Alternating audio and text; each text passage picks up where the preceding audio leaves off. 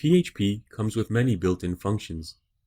In addition to these predefined functions, we can also create our own custom functions. A function is a block of statements that can be called upon whenever they're required. A function will not execute unless we specifically call the function in our script.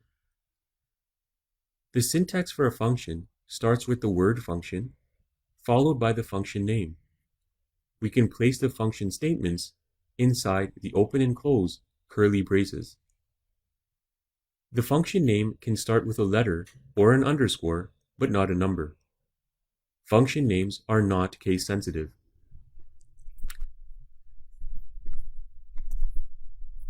In this example, we've created a function called displayText. The function has one statement, an echo statement that will display the text my first function. To call a function, we simply write the function name followed by parenthesis and a semicolon, as shown here. We can see the final output in our web browser. The text my first function is displayed.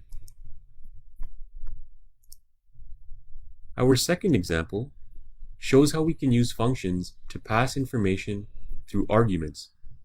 An argument is just like a variable. Arguments need to be specified inside the parenthesis after the function name. We can assign as many arguments as needed, but each must be separated by a comma.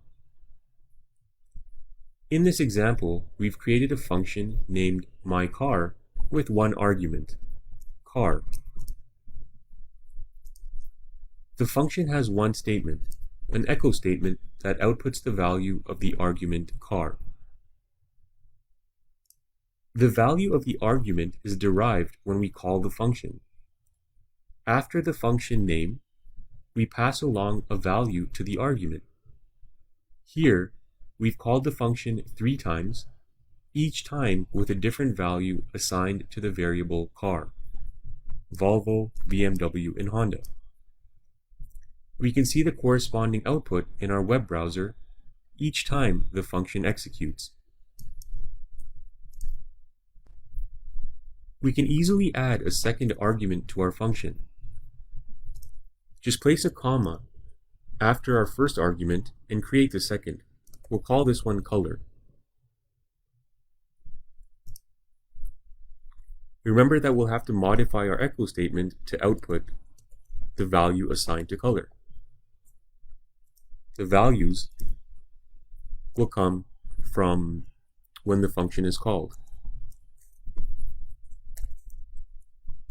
So we'll create values to assign to our new argument.